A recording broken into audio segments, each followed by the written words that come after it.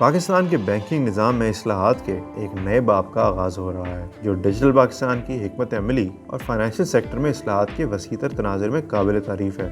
Profit پر اپنے ایک مضمون میں سابق گورنر اسٹیٹ بینک ڈاکٹر عشرت حسین نے لکھا ہے کہ دراصل ڈیجیٹل بینکنگ اور ای کامرس مجموعی ڈیجیٹل حکمت عملی کے ہی دو حصے ہیں۔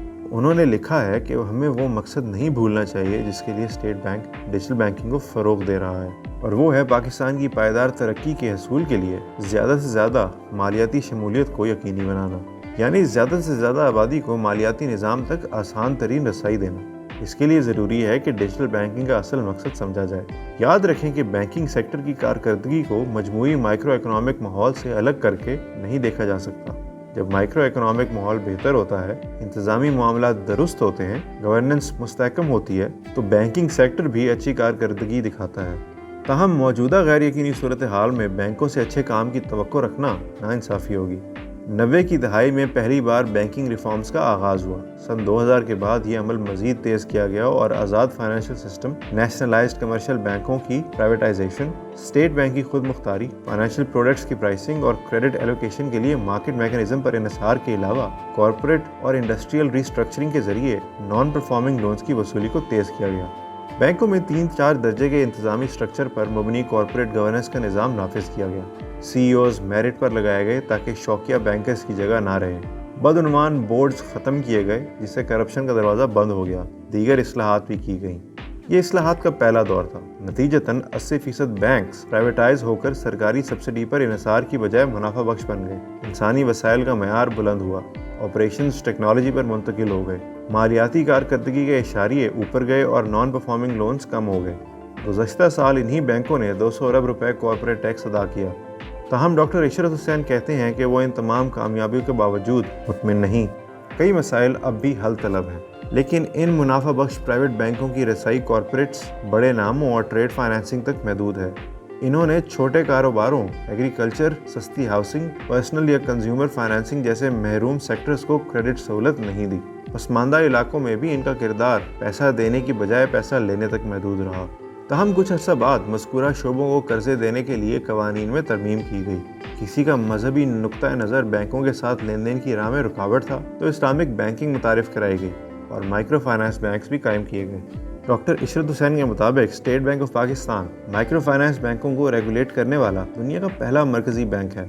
گو کہ ہمیں اس سے باز رہنے کو کہا گیا، لیکن اب ساری دنیا مائکرو فائنانس اداروں کو ریگولیٹ کر رہی ہے۔ اس اقدام سے ان لوگوں کو بھی مالیاتی نظام تک رسائی مل گئی جو پہلے اس سے باہر تھے۔ خواتین انٹرپرینورز کی مدد کے لیے مائکرو فائنانسنگ شروع کی گئی۔ عالمی اداروں کے اشتراک سے ڈیولپمنٹ فائنانس انسٹیٹیوشنز بنائے گئے، لیکن وہ کاروباری خواتین بڑے شہروں تک محدود ہیں، قصبات اور دیہات تک نہیں پہنچیں، جس کی وجہ سے مائکرو فائنانس کے ثمرات آبادی کے زیادہ محروم طبقے تک نہیں پہنچ سکے۔ ایک وقت پر پرائیویٹ کریڈٹ کا 17% ایس ایم ایز کو جاتا تھا، جو اب 7% رہ گیا ہے، کیونکہ گزشتہ 2 اشروں میں زیادہ تر قرضے حکومت لے رہی ہے۔ پاکستان کی معیشت کے لحاظ سے بینکنگ سیکٹر کافی چھوٹا ہے۔ ڈپازٹس کی شرح 50% سے کم ہے اور وہ بھی زیادہ تر گورنمنٹ سیکیورٹیز میں ہے۔ صارف اکاؤنٹس کی تعداد بھی کم ہے۔ ڈیمانڈ کے باوجود ایگریکلچر کریڈٹ نہ ہونے کے برابر ہے۔ Financial market development, financial assets, private credit, insurance اور کیپٹل مارکیٹس کی ترقی کے حوالے سے پاکستان ہمسایہ ملکوں سے پیچھے ہے۔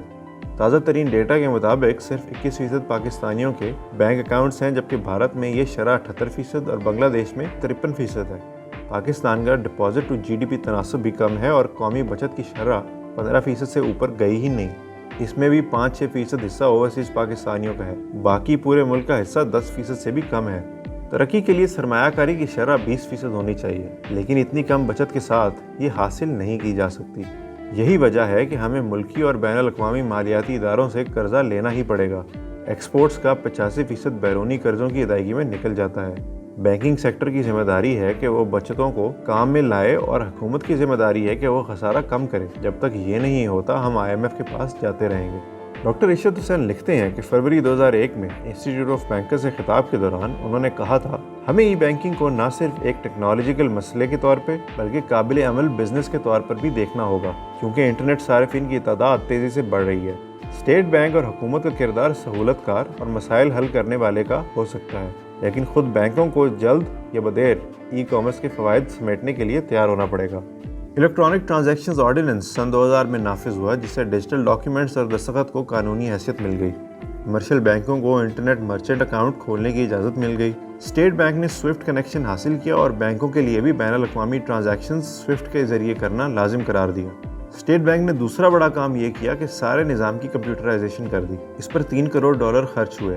तमाम ऑपरेशंस को ऑटोमेट कर दिया गया, डेटा सेंटर बनाया गया और बैंकों के साथ इलेक्ट्रॉनिक लिंक्स कायम किए गए। सन 2002 तक 40% बैंक ब्रांचेस ऑटोमेट हो चुकी थी और महज 3 साल के अरसे में 1336 ब्रांचों को ऑनलाइन कर दिया गया। इसी तरह गुज़श्ता 5 सालों के दौरान ई बैंकिंग की तरक्की मुतासिर कुन रही है, जिसके लिए मरकज़ी बैंकिंग की तारीफ़ की जानी चाहिए। कुल रिटेल अदायगियों में ई बैंकिंग का शेयर 34% से बढ़कर 42% हो गया, लेकिन फिर भी कागज़ी अदायगियों का शेयर 190 खरब रुपए मालियत के साथ सबसे ज़्यादा है। डिजिटल बैंकों को यही हिस्सा हासिल करना है और आइंदा 5 सालों में ई बैंकिंग का शेयर 80 से 90% तक ले जाना होगा। गुज़श्ता 10 सालों में करेंसी सर्कुलेशन दुगना हो चुकी है। पाकिस्तान की 25% आबादी को इंटरनेट मैसर है, लेकिन इंटरनेट बैंकिंग सार्फिन की तादाद महज 80 लाख और मोबाइल बैंकिंग सार्फिन की तादाद 1 करोड़ 20 लाख है, यानी सिर्फ 30%। इसमें से भी 30% मोबाइल बैंकिंग सार्फिन 5 बैंकों के पास हैं। अलबत्ता पाकिस्तान में स्मार्टफोन्स और इंटरनेट सार्फिन की तेज़ी से बढ़ती हुई तादाद डिजिटल बैंकों की तरक्की का नादिर मौका ज़रूर है। स्टेट बैंक ने हाल ही में 5 बैंकों को डिजिटल बैंकिंग लाइसेंसेस जारी किए हैं। ये लंबे सफ़र के आगाज़ में दुरुस्त सिमत में उठाया गया पहला कदम है। अब असल इम्तिहान उन डिजिटल बैंकों का है, क्योंकि रेगुलेटर्स और अवाम की तवक्कुआत काफ़ी बुलंद हैं। उन्हें 2 काम करना होंगे। पहला, उनकी ट्रांजैक्शन कॉस्ट दूसरे बैंकों से कम होनी चाहिए, सर्विस चार्जेस ज़्यादा ना हो, ट्रांजैक्शंस तेज़ रफ्तार, महफूज और दुरुस्त हों, साइबर सिक्योरिटी यकीनी बनाई जाए, यानी ये डिजिटल बैंक सस्ते में बेहतरीन और मयारी खिदमत फराहम करें। दूसरा, इन्हें चाहिए कि वो अपने असासों को सेक्टर वाइज, जियोग्राफिकली, साइज़ और जेंडर के लिहाज से मतनू बनाएं। एक मसला ये भी है कि जिन सेक्टर्स को दरअसल कर्जा चाहिए, उनका डेटा वेरीफाई करने के लिए बैंकों के पास कोई तरीका ही नहीं। ताहम डिजिटल मशीन लर्निंग और डेटा एनालिटिक्स के ज़रिए क्रेडिट स्कोरिंग मॉडल तैयार किया जा सकता है, जिसके लिए बहुत ज़्यादा दस्तावेज़ात या कोलैटरल गारंटी की ज़रूरत नहीं होगी। ये तवील मुद्दती सरमायाकारी है, जिसके समरात डिजिटल बैंकों को कुछ सालों बाद मिलेंगे। डॉक्टर इशरत हुसैन तजवीज़ देते हैं कि डिजिटल बैंकों को चाहिए कि वो अपना इन्वेस्टमेंट पोर्टफोलियो SMEs तक महदूद रखने की बजाय गैर रस्मी मुआशी और समाजी सरगर्मियों तक बढ़ाएं। बैंकों को चाहिए कि वो दूर दराज के इलाकों में तालीम और सेहत की सहूलियात और ज़रूरी कारोबार के लिए आसान कर्जे दें। फिनटेक कंपनियों के साथ ताउन बढ़ाना चाहिए। ये कंपनियां बैंकों की सप्लाई चेन की डिजिटाइजेशन में भी मदद कर सकती हैं। डिजिटल बैंकों को गैर मुतवक्के शॉक्स और स्ट्रेस को बर्दाश्त करने के लिए मालियाती तौर पर मजबूत बनना होगा। टेक्नोलॉजी और बिजनेस प्रोफेशनल्स के दरमियान तवाज़ुन कायम करके एक नया और मुख्तलिफ कल्चर परवान चढ़ाना होगा। हर लम्हा बदलती टेक्नोलॉजी और जिद्दत को अपनाने के लिए तैयार रहना होगा। गैर मुल्की टेक्नोलॉजी कंपनियों के साथ सॉफ्टवेयर्स, एप्लीकेशंस और चंद चीज़ों के दुरुस्त और कारआमद इस्तेमाल के हवाले से इश्तराक काफ़ी मददगार साबित हो सकता है, लेकिन टेक्नोलॉजी को अपनाने में भी क्रेडिट रिस्क समेत कुछ और भी ख़तरात लाहक हैं। साइबर सिक्योरिटी को यकीनी बनाना, फ्रॉड को रोकना, सार्फिन की शनाख्त की चोरी, डेटाबेस की हैकिंग और नाकिस इंटरफेस जो कस्टमर्स को तवील इंतज़ार कराए, इन तमाम मसाइल को हल करना अज़द ज़रूरी होगा। ये वो मसाइल हैं जो बैंकों के सरबराहान महज जूनियर स्टाफ पर नहीं छोड़ सकते।